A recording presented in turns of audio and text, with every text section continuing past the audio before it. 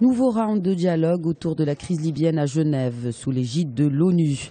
La situation s'est aggravée ces derniers mois dans le pays.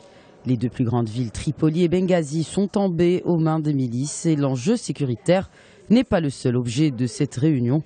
Il y a la situation politique aussi. Deux gouvernements tentent de prendre le contrôle de la Libye 3 ans après la chute du régime de Kadhafi.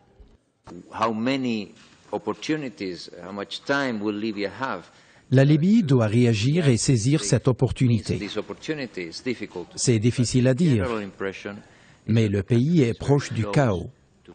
Et s'il rate cette opportunité, il est difficile d'imaginer de commencer un autre processus pour sortir de cette crise.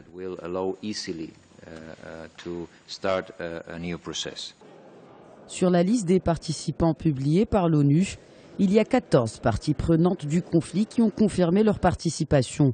Les représentants des groupes armés sont conviés à discuter. Ils doivent décider d'ici à la semaine prochaine de rejoindre ou non la table des négociations.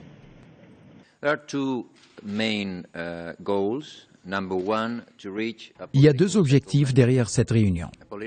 Le premier est de trouver un accord politique qui sera accepté par tous les Libyens, avec un gouvernement d'union nationale où tous les Libyens seront représentés.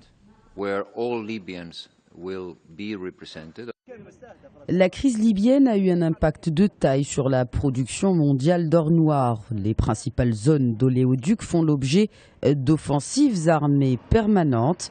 Pour les observateurs, les discussions de Genève pourraient être la dernière chance pour la Libye de retrouver une unité.